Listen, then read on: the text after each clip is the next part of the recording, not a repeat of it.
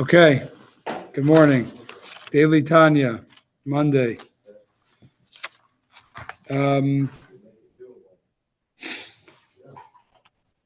Okay, so just, I want to just point out this chapter 20 is like, it's really worthy of like a 6-month course.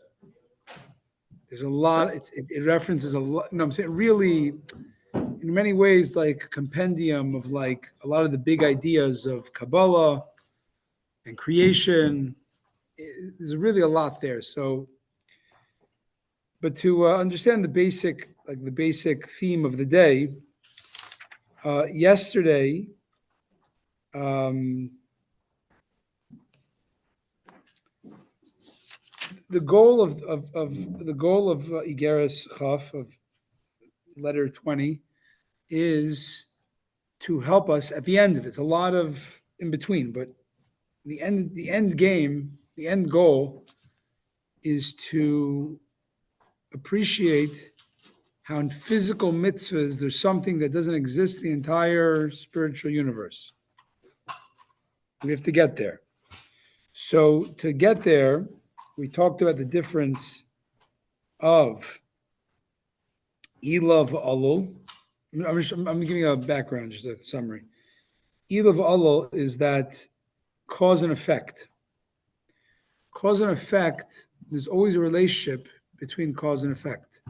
Even if the effect is very, very, tiny compared to the cause, there's still a relationship. Because the effect knows that it comes from some sort of cause. It can at least, it knows it wouldn't be in existence without the cause. So there's a relationship. It could be, let's say Einstein teaches a first grader something simple, but there's understanding that the idea didn't get it from nowhere. He was Jewish. Yeah. So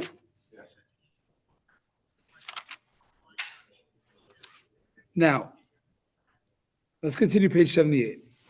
By contrast, the souls of the angels that emerged by the zivug nishikin, which means literally the union of kissing, meaning the more ethereal manner of union by the sefirot, whence spiritual entities emanate, such as the souls of angels, and also the souls of man that emerged by the union of Za and Nukfa of Atzilut,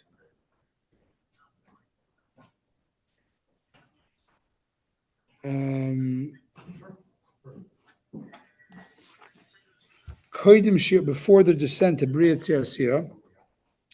So they're not counted as created substantiality, yesh, and as instances of a distinct independent entity. Rather, they resemble the category of godliness in intense contraction to the point of being on the level of a neshama.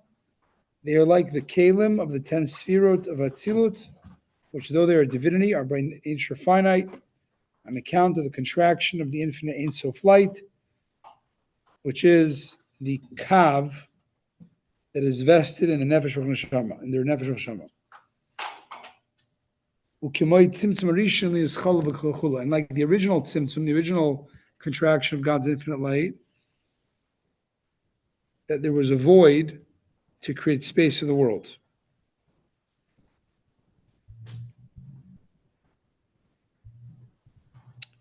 So, souls of Atzilut, souls, before they're vested in bodies, they share the characteristics of divinity, are not detached entities.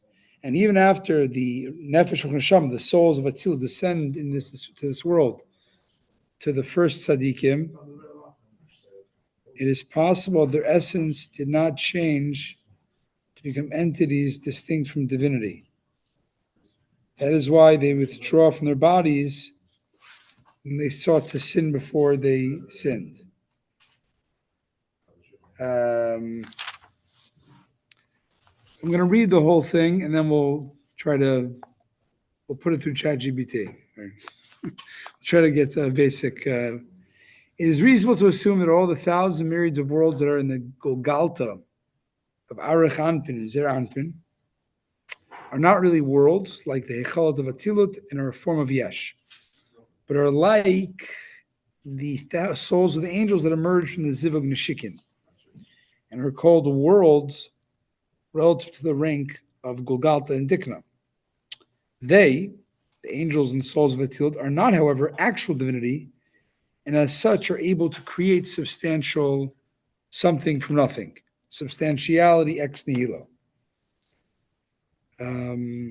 We don't even know what nothing is. There's nothing that That's a big, right.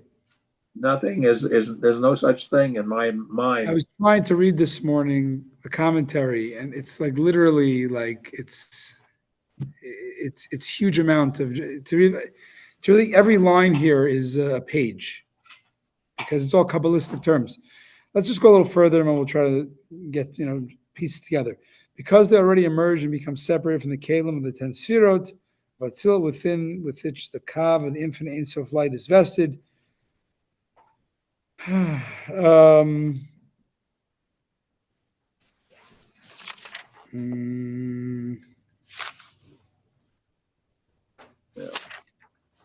noticed a gematria, interesting gematria for Tzimtzum.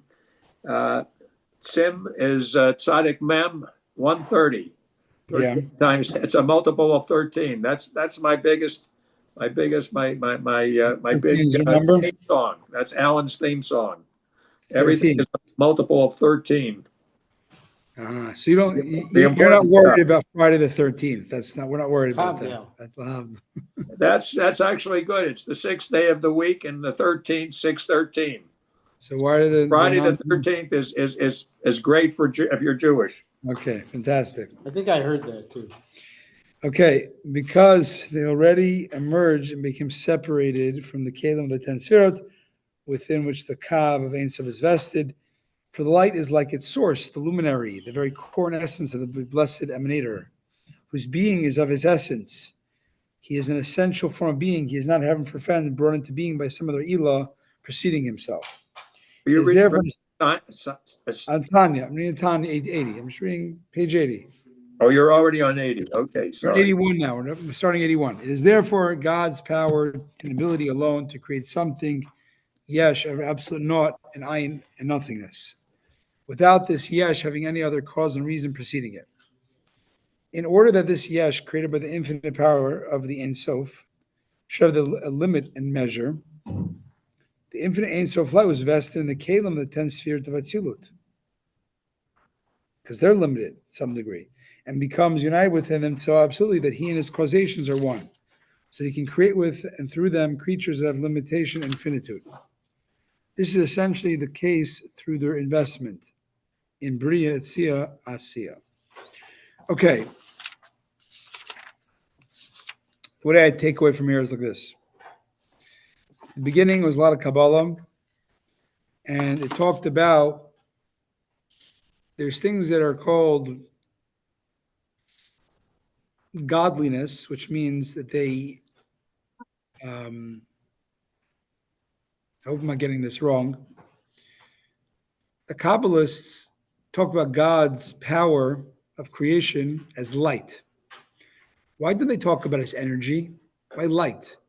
Why did they pick light? It's not exactly light.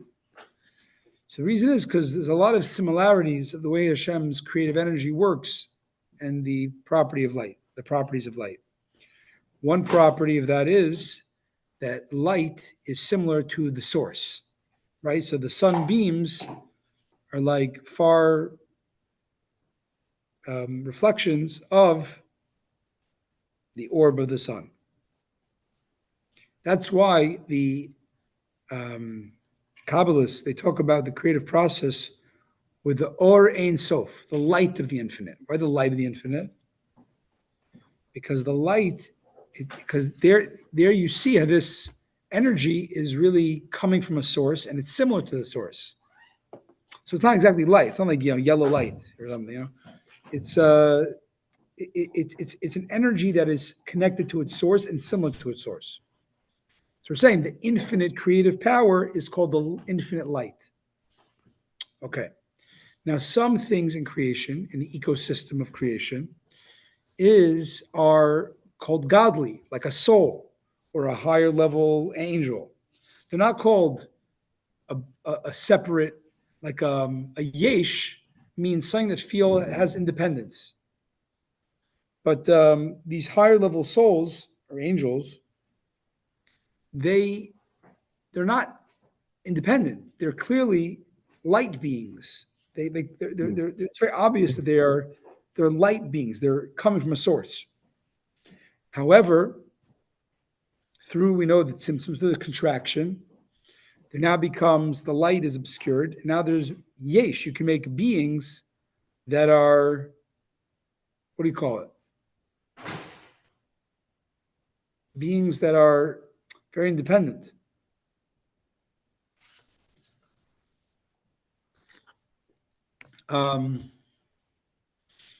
So what?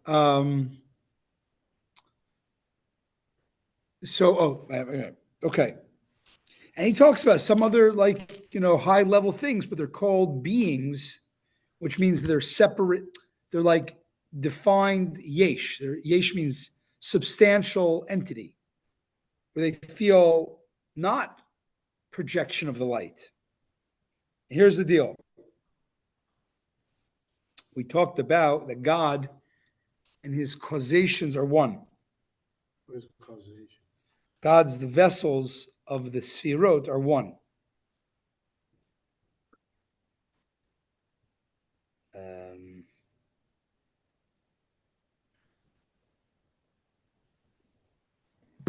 One second.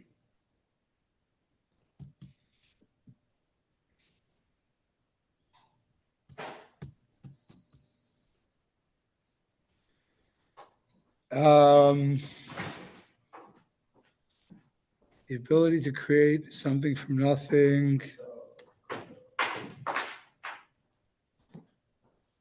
Ability to create something from nothing. We talked the God and his vessels of the sefirot are one in that they create. They're the channel for creation.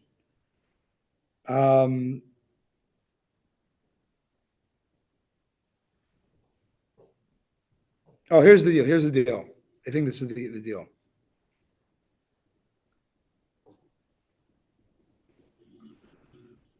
The vessels of the 10 sefirot, which means the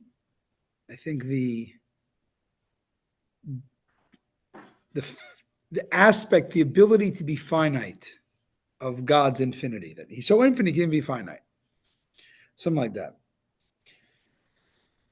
But that's when it's within the system. When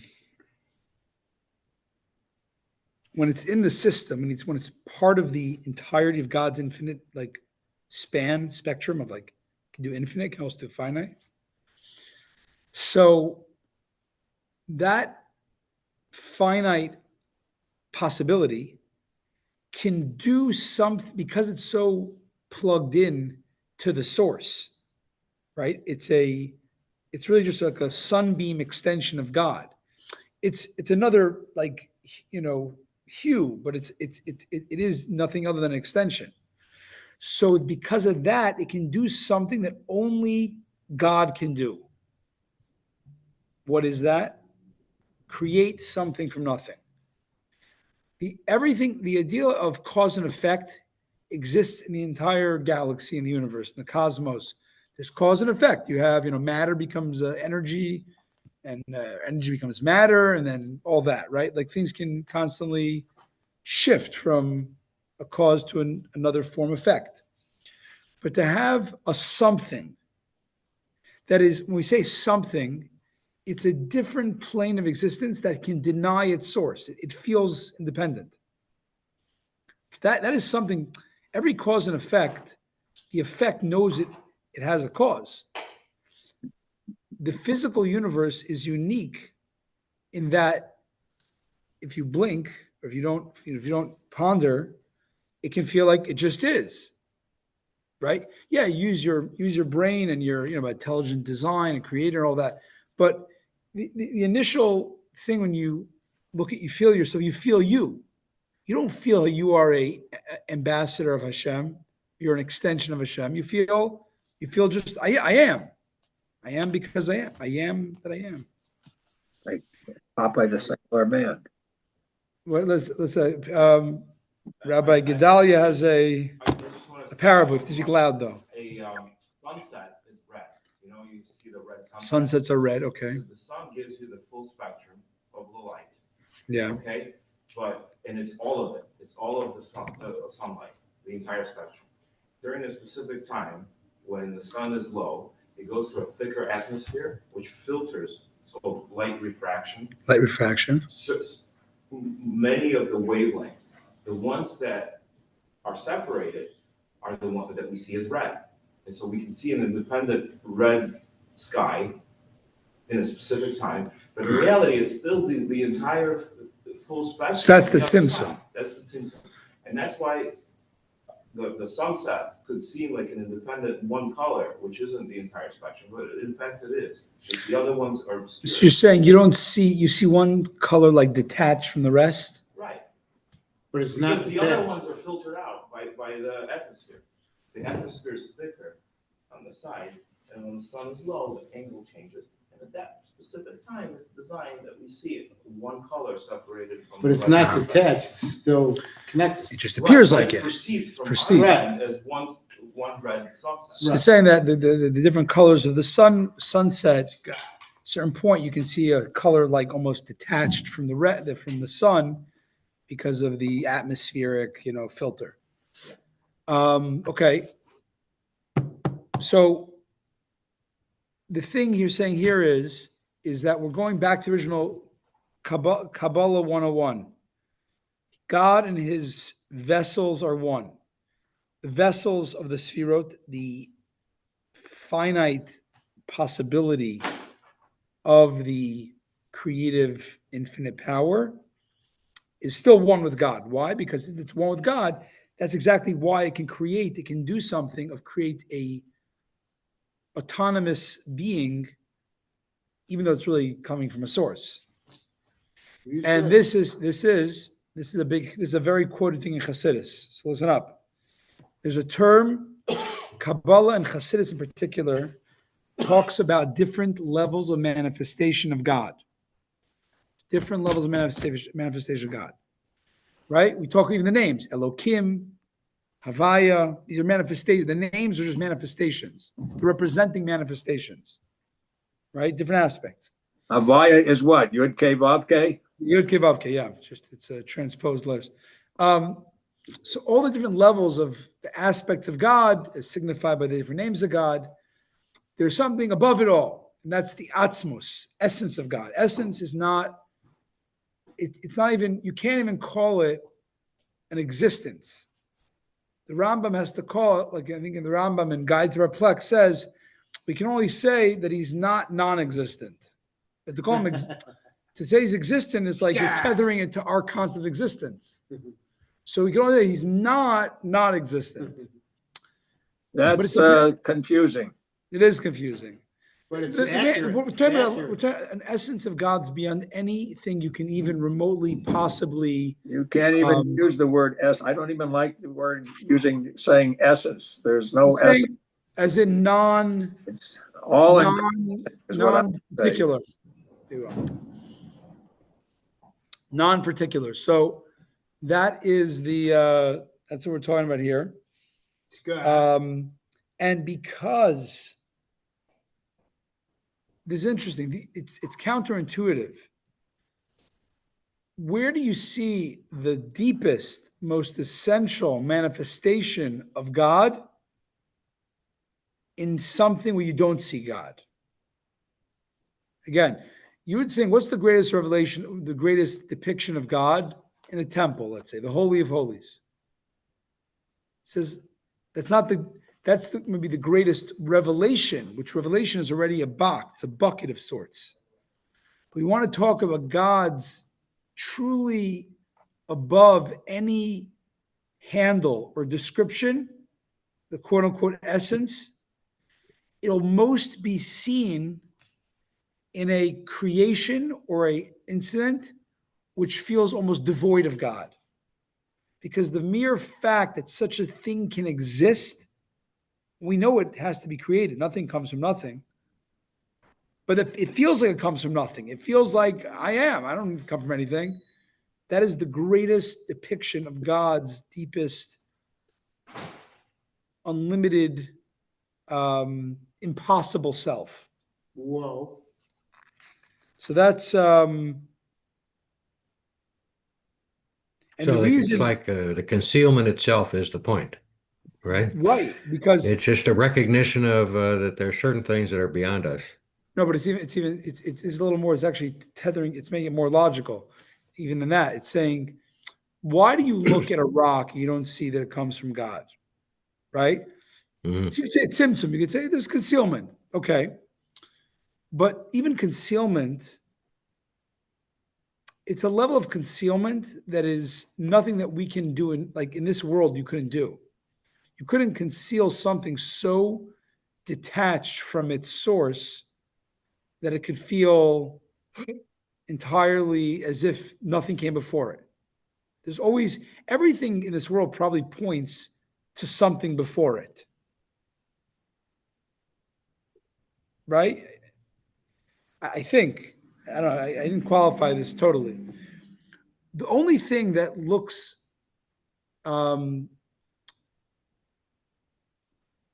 I mean, when I say something before within this world, like, a child from a parent, or, a cause, an effect from a cause.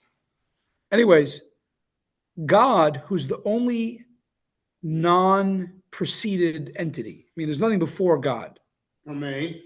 right? Nothing caused God. God just is, right? Primordial existence, as the Rambam calls it, whatever. So because nothing preceded God, God could make a rock that looks like nothing preceded it.